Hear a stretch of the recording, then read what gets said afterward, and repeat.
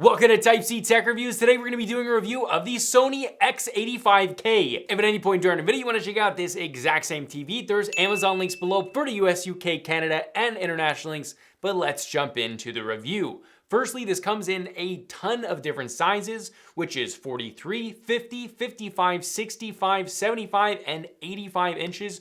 So you have a lot of different sizes for pretty much any of your setups, so that is super nice. In my opinion, the best price per dollar would be probably the 55-inch variant. Now, as for the panel type here, this is using a VA-based panel, which means you're gonna have great contrast ratio, great native contrast ratio, so deeper blacks than you would get on an IPS panel, but you're not gonna get as good of viewing angles as an IPS-based panel would give you. So the viewing angles do suffer a little bit here. Now the OS here is using my favorite smart TV system, which is Google TV. There is absolutely zero lag ever with this OS, and Google TV pretty much gives you every app and feature you'd want. Google TV's OS also looks really nice with nice graphic design and animations through all of your apps. This also has screen mirroring and Apple AirPlay, which I really like because I use mirroring a lot, and well, I have an iPhone, so I use AirPlay. Now let's talk about the remote. While it is laid out well and the buttons feel nice, the remote honestly feels like a remote for a $300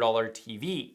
It feels and looks super cheap, and I really wish that at this price point, they would have given something a little bit more special feeling. That probably isn't something that's going to be a deal breaker for many of you, but when you are spending, a lot of money on a TV, this is definitely in the mid-range, but kind of on that upper end, you do want to feel quality, and when you pick up the remote, it just doesn't feel super nice. But with that, let's get into the panel itself. Brightness and HDR. Firstly, in SDR, this hits around 515 nits, with a note that the brightness here is extremely good with consistency. You're not gonna get dimmer or brighter areas of the screen. It's very consistent along the entire panel, which is very impressive. This is a theme with this TV, is it's a very polished panel overall. They've tuned it. Quality control seems to be on point here. It's just a very polished product. Now, 515 nits is bright enough to keep away most reflections if you do have a brighter room, and it does make the image pop, but when compared to the Hisense U7K and the TCL Q7, it is slightly dimmer, although by no means is it a dim TV. HDR brightness here is okay, peaking at about 540 nits across the board, and that includes the highlights.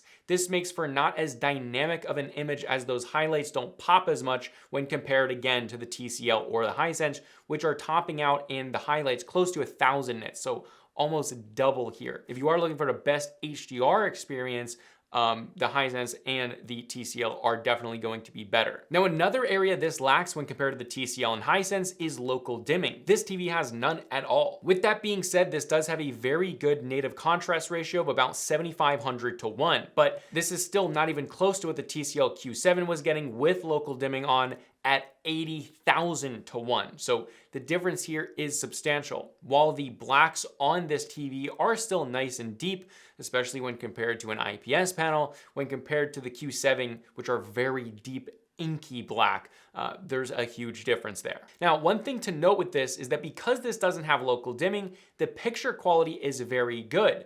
Black uniformity is incredibly good, and obviously there is zero bloom here. So while you're not getting the craziest contrast ratio with local dimming, this panel overall looks incredibly polished without any weirdness going on. And there's definitely something to say about that. Now, I personally prefer the Q7 over this in terms of its black levels and, well, having local dimming, but to each their own. It depends on what you want. Now let's talk colors. Firstly, this covers most of the DCI P3 color gamut, which is great. And as far as out-of-the-box accuracy, while not perfect, the color temperature out of the box was pretty dang close to a 6,500 Kelvin target, which just mean things like skin tones and things like that are going to look very natural out of the box. Now, while all the colors were off slightly, they weren't off that much. So out of the box, I'd say most people, 98% of people, are gonna be very happy with the colors out of the box. Now we're gonna move into the gaming section. If you wanna skip that, there's timestamps below and you can just skip ahead, but if you are into gaming, this is a great TV to get. This natively hits 120 Hertz, and for variable refresh rate, this has it,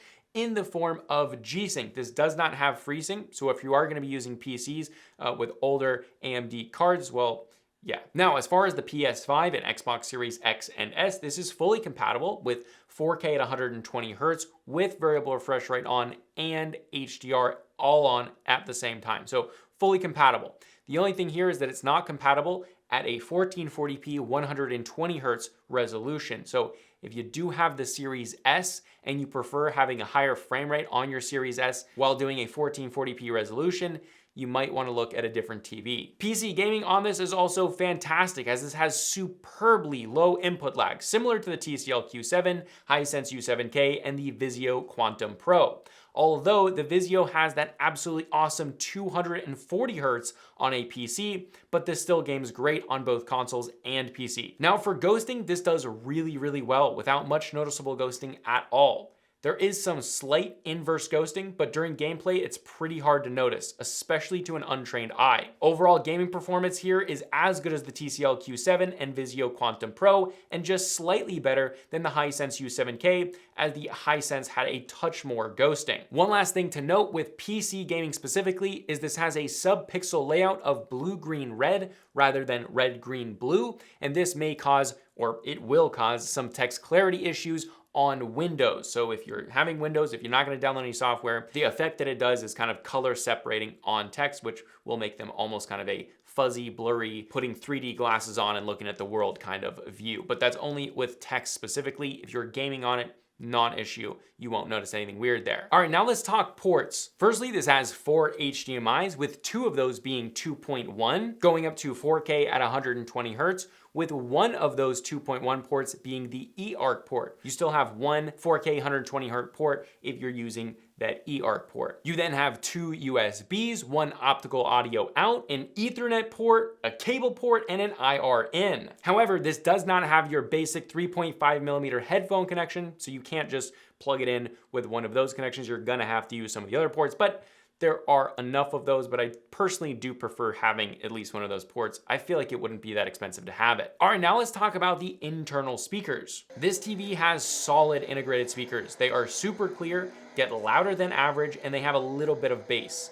Definitely way better than your average integrated speakers, but I still always recommend at least some cheap bookshelf speakers. These will always be better than integrated speakers, so just get those. I'm not a big fan of companies prioritizing integrated speakers because I think no one should use them. Always a dedicated speaker system will be better, even if you're only spending 50 to 100 bucks. Now, stand and build quality here is very good. It has an awesome stand installation process, which literally you just take the feet, put them in, and they click right in. No screws required, and I really like that. The TV itself also feels really, really well built and just solid overall, but what I will say is if you're getting any TV over 50 inches, you will need 2 people to install this, even if that's just putting the stand on and setting it on the TV stand, as this TV is very heavy. For the sizes of them, it's very heavy. Speaking of mounting and things like that, as far as Vesa compatibility, the 50-inch is 200mm by 200mm. The 55, 65, and 75 are all 300mm by 300mm,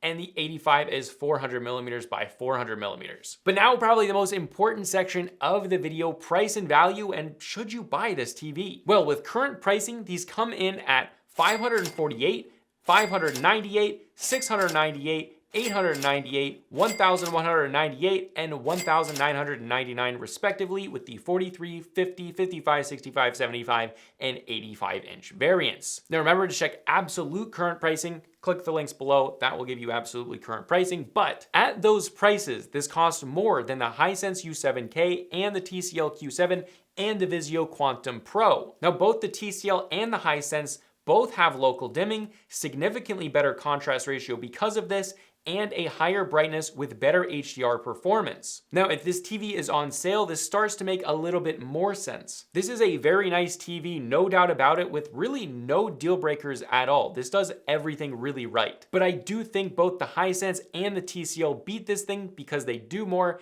and they're cheaper. They have a higher brightness. I personally prefer those TVs over this TV for the price. Again, if you want to check it out, there are Amazon links below for the US, UK, Canada, and international links. And if you want to check out the initial unboxing and first impressions of this TV, you can check that out right there. This is Type C Tech Reviews, and I'll see you guys in the next video.